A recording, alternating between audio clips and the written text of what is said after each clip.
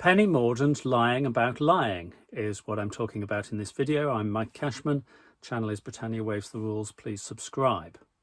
So yes, I'm talking about Penny Mordaunt lying about lying, and we'll get into the wider subject of lying about Brexit. But let's start with Penny Mordaunt. So a clip has surfaced whereby she said before the EU referendum that we would be unable to veto Turkey's entry to the EU. Now, this is just plain wrong. It's just an absolute lie, and she will have known that. But there's a later clip in which she's asked to justify this, and she comes up then with an explanation, which is that, yes, we had a veto, but we wouldn't have used it because David Cameron had said that he wouldn't use it. But I mean, I think even a child can understand there's a difference between can't and won't. So I searched for an appropriate analogy here. But if you have decided that you can't stop your relatives coming and visiting you, that's a different matter. So that assumes that they could force their way in even if you lock the door. That's a different matter from saying that you won't prevent your relatives from coming and visiting you. Sorry to my relatives. I love my relatives to come and visit me, but bear with the analogy. Can't stop and won't stop are two very different things. Now, here's a tip. If you find that somebody is going into a complex explanation to explain why something that they said wasn't a lie, and they didn't give you that explanation at the time, then it was a lie.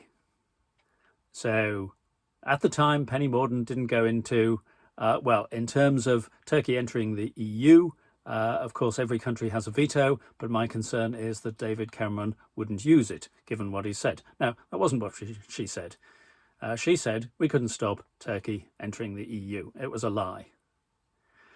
And I do wonder, with those who supported the Leave campaign, whether there are some whose inclination is to be truthful, but found themselves on the side of Leave, found themselves with this concoction of deceit and felt that they had to go along with it, as in Penny Mordaunt's case. Liz Truss, of course, is a different case.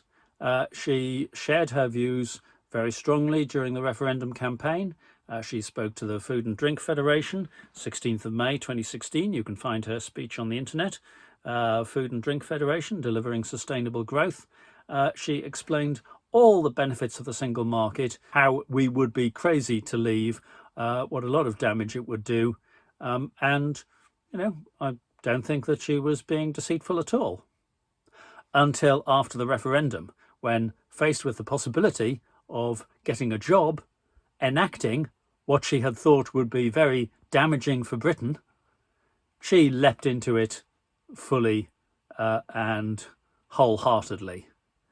And has been demolished on the floor of the House of Commons, for example, by Emily Thornberry, when Liz Truss was attempting to make out that a trade deal with Japan was such an advantage, but the point is that she was citing the advantages as compared to trading on WTO terms, whereas, of course, the government that she was part of was making the case for having a trade deal with Japan rather than trading with them as part of the EU. And in that case, then, all the advantages that Liz Truss was claiming vanished. That, of course, is significant during the Tory leadership contest, where many people are trying to maintain two incompatible narratives, one of which is it's time to draw a line under the deceit and scandal that has characterised the Tory party in recent years, and the other is I fully support what the Tory party has done, and from a continuity point of view, I will continue it. A little bit difficult to reconcile.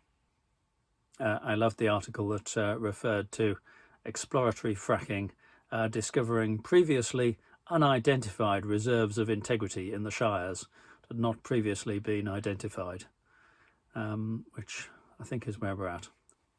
Anyway, that's my view. Please feel free to share yours. Do subscribe to the channel, Britannia Waves the Rules, and if you want to do something about this, join the National Rejoin March in London on 10th of September. Thank you.